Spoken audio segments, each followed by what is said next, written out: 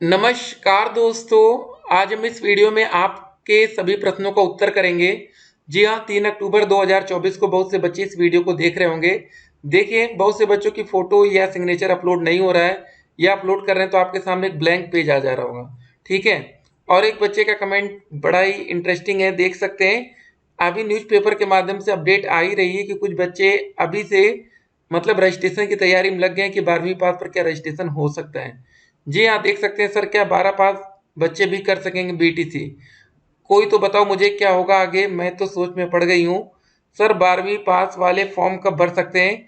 मैं ऑनलाइन करवाने गया तो बोला ग्रेजुएशन चाहिए। ठीक है, तो यहाँ पर दोस्तों देख सकते हैं बच्चे एकदम तैयारी में लग चुके हैं। लेकिन अब एक बात आपको यहाँ पर सच्चाई बताना चाहेंगे, जो बच्चे 12वीं पास हैं और जो चाहते हैं हमें डीएलएड में मौका मिले, लेकिन जो आपके साथी हैं डीएलएड बीटीसी एडमिशन 12th वालों को मौका मिलना चाहिए कि नहीं, हमने यूट्यूब पर एक सवाल आपसे पूछा। हो सकता है ये क्वेश्चन आप तक पहुंच चुका हो या हो सकता है अभी तक ये क्वेश्चन आप तक ना आया हो, लेकिन आएगा जरूर। तो यहाँ पर आप देख सकते हैं 76% बच्चों का कहना है कि नहीं, अगर कोई बच्चा 12वीं पास है तो उसको डीएलएड करने का मौका नहीं मिलना चाहिए। ठीक है, ये आपके ही साथी हैं। देखिए हो क्या रहा ना, आपको एक सच्चाई बताना चाहेंगे। बहुत से बच्चे ऐसे हैं जिनके ग्रेजुएशन में हुआ क्या किया, उनके 50% नहीं आ पाए या उनका 45% नहीं हो पाया। तो इसलिए वो बच्चे सोचे कि कैसे न कैसे हमें डीएलएड में मौका एक मिल जाए तो बेहतर रहेगा, चाहे 12वीं पास पर मिल जाए। तो ये नियम 12वीं पास पर भी लागू कर दिया जाएगा आगे चलकर। तो ये इंपॉर्टेंट अपडेट है जो हम आपके सामने रख रहे हैं। ठीक है, बिल्कुल कंफ्यूजन में आपको नहीं रहना।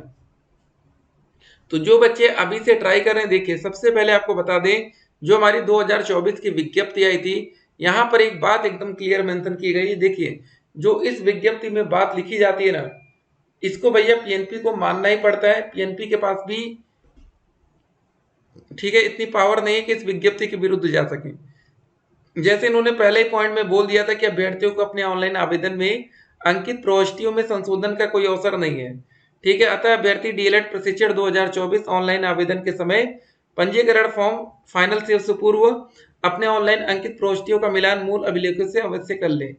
तो एक बात यहाँ पर 100% क्लियर कर दी गई थी फॉर्म भरते समय। ठीक है, जो आप फॉर्म भरेंगे उसमें अगर आप किसी भी प्रकार की गलती करते हैं तो उसके जिम्मेदार आप खुद होने वाले हैं। ठीक है, एकदम यहाँ पर क्लियर कर दिया गया था और उसमें आप किसी भी प्रकार का संशोधन नहीं कर पाएंगे। और दोस्तों देखिए, न्यूज़पेपर के माध्यम से ये अपडेट आई थी कि इंटर के बाद डीएलएड करने मतलब के मामले में अपील करेगी पीएनपी। 1998 से डीएलएड कोर्स में प्रवेश के लिए निर्धारित की गई थी स्नातक योग्यता। तो अब दोस्तों देखने वाली बात होगी उत्तर प्रदेश सरकार क्या करती है इस पर। अंतिम फैसला हमारा सरकार का ही यहाँ पर होने वाला है। चलिए अब आप लोग के कमेंट का आंसर इस वीडियो में कर दिया जाए। सर जी, डीएलएड की थर्ड सेमेस्टर की परीक्षा हुई, उसका रिजल्ट कब तक आएगा? तो ये रिजल्ट अक्टूबर के लास्ट तक उम्मीद है कि इस महीने आ जाना चाहिए या नवंबर का फर्स्ट वीक जाए। क्या एंट्रेंस एग्जाम हो सकता है? क्या 12th में 50% एलिजिबल होगा क्या? देखिए दोस्तों, ये वाला नियम तो आ सकता है अगर मेरिट के बेस पर एडमिशन होगा आने वाले टाइम में भी। अगर 12वीं पास पर भी एडमिशन होता है तो यहाँ एंट्रेंस एग्जाम के भी कोई जिक्र नहीं रखा गया है। तो फिलहाल हमारा मेरिट अगर बेस चलेगा तो फिर आपकी मेरिट लगेगी हाई स्कूल और इंटर की, इस बेस पर आपको एडमिशन दे दिया जाएगा। सर प्लीज कमेंट का जवाब दें। सर 5,000 रुपये किस डेट को जमा करना पड़ेगा? देखिए, 9 अक्टूबर तक ऑनलाइन रजिस्ट्रेशन होना है। 10 अक्टूबर तक आप फीस पेमेंट कर सकते हैं, 12 अक्टूबर तक फॉर्म कंप्लीट कर सकते हैं। देखिए, जब आवेदन की लास्ट डेट निकल जाएगी उसके बाद स्टेट रैंक आएगी। ठीक है, स्टेट रैंक में मान लीजिए अगर आपकी रैंक पहली से लेकर 20,000 के अंदर आती है तो आपको फर्स्ट राउंड की काउंसलिंग में पार्टिसिपेट करने का मौका मिलेगा।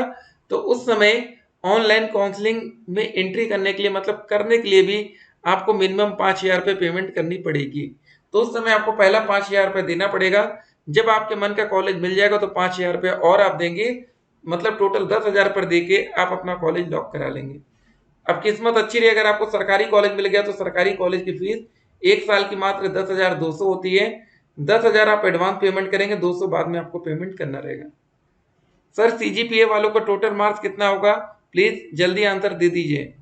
तो यहाँ पर एक बच्चे ने 1800। देखिए, आप सीजीपीए वाला अगर आपको समझ में नहीं आ रहा है टोटल नंबर कैसे निकालना है, तो आप किसी भी डाइट कॉलेज से संपर्क कर सकते हैं, आप अपने जिले के या किसी प्राइवेट कॉलेज से।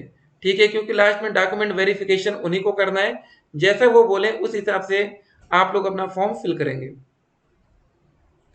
मेरा आईडी कार्ड में सिर्फ बैंक पासबुक है जिसका अकाउंट नंबर 16 डिजिट का है, बट फॉर्म फिल करने पर 12 डिजिट ही एंट्री हो रहा है। प्लीज कोई सजेस्ट करिए।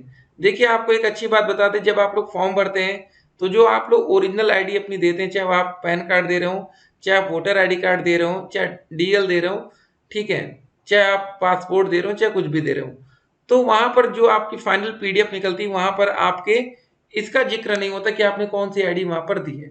सब कुछ वहां जिक्र होगा, आपका नाम, पिताजी का नाम, माता जी का नाम, date of birth, high school, inter, graduation में जो भी नंबर डाल रखा है, मार्कशीट नंबर, सब कुछ आएगा, ईमेल आईडी, मोबाइल नंबर, सब कुछ आएगा, लेकिन आपका एड्रेस तक आएगा, लेकिन ये चीज नहीं आएगी आपने कौन सी आईडी दी है। ठीक है, तो वहां 12 डिजिट आ रहा तो वही आप फिल कर दीजिए। फिलहाल आपके पास जो है उसी से तो फॉर्म भरना पड़ेगा ना। सर आप मेरे कमेंट का जवाब नहीं दिए, 2 दिन पहले किए थे, देख लीजिए। देखिए अगर आप लोग को कोई कमेंट का आंसर नहीं हो पा रहा तो वो कमेंट आप रिपीट कर सकते हैं। अब देखिए आपके इस कमेंट का आंसर भी हम क्या ही दें बताइए। सर सीजीपीए में नंबर कैसे होगा? सीजीपीए में आप देखिए समय बहुत कम बचा है। इस वीडियो को जब आप देख रहे होंगे तो 7 दिन या हो सकता है 6 दिन का आपके पास समय और बचा रहा हो, तो अब थोड़ा सा स्पीड बढ़ा लीजिए, समय कम है, गलती नहीं होनी चाहिए। सर मैंने रजिस्ट्रेशन पहले से कर लिया है, क्या अब प्राइवेट कॉलेज में एडमिशन ले लूं या अभी वेट करूं? देखिए आपको पेमेंट करके print application form, complete form fill करना है, सिर्फ रजिस्ट्रेशन नहीं। ठीक है, तो एक बात और इस वीडियो में बहुत इंपॉर्टेंट डिस्कशन हो जाए, चलिए, डायरेक्ट एडमिशन को लेकर, DIRECT डायरेक्ट एडमिशन। ठीक है, डायरेक्ट एडमिशन दोस्तों सभी बच्चों के मन में ये सवाल जरूर होगा कि सर ये डायरेक्ट एडमिशन होता कैसे है, इसका क्या प्रोसीजर होगा। देखिए डायरेक्ट एडमिशन के लिए भी आपको कंप्लीट फॉर्म फिल कर लेना है। अगर आपने प्रिंट एप्लीकेशन फॉर्म कर लिया कंप्लीट, ठीक है, तो अब आपको वेट करना है। तो डायरेक्ट एडमिशन वो बच्चे कराते हैं जिनको काउंसलिंग में पार्टिसिपेट नहीं कराना है, या जिन्होंने फॉर्म भरते समय कुछ गलतियां कर दी हैं। ठीक है, जो गलती अगर आपने कर दी, जैसे फॉर्म में गलती से ज्यादा नंबर पड़ गया, तो आप काउंसलिंग में पार्टिसिपेट करेंगे तो हो सकता है उसको निरस्त कर दिया जाए, क्योंकि काउंसलिंग में या फॉर्म भरते समय अगर आपने ज्यादा नंबर डाला तो आपने सिंपल सी बात है स्टेट रैंक को प्रभावित कर दिया।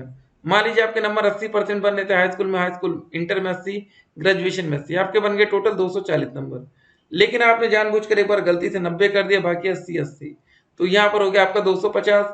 तो 250 मेरिट से आपको कुछ और कॉलेज मिल जाएगा, आपके मन का जो भी मन करेगा। तो ये सब बातें आपको समझनी पड़ेंगी, नंबर आप ज्यादा किसी भी केस में नहीं डाल सकते। सर इंटर वाले स्टूडेंट्स का फॉर्म भर सकते हैं? फिलहाल देखिए अभी आपको सब्र करना पड़ेगा, जब तक योगी जी कोई निर्णय नहीं लेते, सरकार नहीं लेती, इंतजार करना पड़ेगा। सर ऑनलाइन रजिस्ट्रेशन की वेबसाइट नहीं चल रहा है। जी हाँ, अब टाइम कम होता जाएगा तो वेबसाइट और ज्यादा खराब परफॉर्मेंस करेगी, तो जितना जल्दी हो सके उतना तेज काम करिए। सर साइट नहीं ओपन हो रही है, ब्लैंक हो जा रहा है, सिग्नेचर और फोटो अपलोड नहीं हो रहा है, प्लीज हेल्प मी। एक बात ध्यान रखिए, रात के 2 बजे के बाद ट्राई करिए, काम होगा। फिर ग्रेजुएशन का कोई नहीं करेगा, सीधे एडमिशन लेगा बीटीसी में, फिर एजुकेशन में खिलवाड़ होगा और करोड़ लोग बेरोजगार घूमेंगे। देख सकते हैं दोस्तों, 12वीं के बाद अगर मौका देने की बात हो रही है तो बच्चे अपनी यहाँ पर राय रख रहे हैं। ठीक है, सर मेरा इंटर में 50% है, ग्रेजुएशन में 63 है। जी आराम से आप फॉर्म फिल कर सकते हैं, कोई दिक्कत नहीं। सर सभी डिप्लोमा, चाहे फार्मेसी हो या जेएनएम, ये सारी बातें हैं, डिप्लोमा 12 पास करके हो जाता है, फिर बीटीसी डीएलएड में भी 12 के बाद होना चाहिए। ठीक है, देखिए बीटीसी का जो आप कोर्स करते हैं एक तरह से आपकी ट्रेनिंग है, ठीक है ना। जब आप शिक्षक बनेंगे तो आपके यहाँ कोई ट्रेनिंग नहीं होगी, पहले दिन से जाकर पढ़ाएंगे। भाई ग्रेजुएशन के मार्क्स पता चला, देख सकते हैं, ये अपने कॉलेज से संपर्क करिए, नहीं समझ में आ रहा है तो जिस भी कॉलेज में आप डीएलएड में एडमिशन लेने वाले वहां पर बात कर लीजिए, तुरंत वो आपका डाउट क्लियर कर देंगे, आप परेशान मत होइए। देखिए हम आपको क्या ही बताएं, क्योंकि हर एक कॉलेज का अलग नियम होता है, तो इसलिए एक बार आप वहां संपर्क करिए। ये बताओ आप मेरे कमेंट का जवाब क्यों नहीं देते? सर देख लीजिए आपका कमेंट ही नहीं दिख रहा है। 2 साल से ज्यादा टाइम लगेगा टीजीटी का फॉर्म भरवाए हुए, पैसा कहाँ से? ठीक है, शांत बैठ गई, ये सब बातें हो रही हैं। तो चलिए दोस्तों, आने वाले वीडियोस में आपके कमेंट्स का आंसर होता रहेगा। फिलहाल एक बात इस वीडियो में समझ के जाइएगा, अगर सरकार को सच में 12वीं पास छात्रों को मौका देना है तो इनको काम थोड़ा तेज करना पड़ेगा। ठीक है, तो इससे फायदा उन बच्चों को हो जाएगा जो अभी ग्रेजुएशन में अपीयरिंग छात्र हैं। मान लीजिए जिनका ग्रेजुएशन का 2nd ईयर या 3rd ईयर अभी चल रहा है, फाइनल ईयर, लेकिन अभी तक वो आवेदन नहीं कर पा रहे थे। लेकिन दोस्तों इस न्यूज के बाद हर एक बच्चे के अंदर खुशी है कि हमें शिक्षक भर्ती में मौका मिल सकता है। तो चलिए दोस्तों, मिलेंगे एक और वीडियो में। बाकी कट ऑफ आपकी 230 प्लस, जनरल कैटेगरी में, आरक्षित वर्ग में 225 प्लस, एससी कैटेगरी में 215 प्लस, बाकी में 200 प्लस। ठीक है, एडमिशन नियम आपका मेरिट के बेस पर एडमिशन है फिलहाल अभी। मेरिट कैसे बनती है हमने बता रखा है, हाई स्कूल, इंटर, ग्रेजुएशन। ठीक है, उसके बाद स्टेट रैंक, उसके बाद काउंसलिंग, फिर कॉलेज। चलिए फिर मिलते हैं।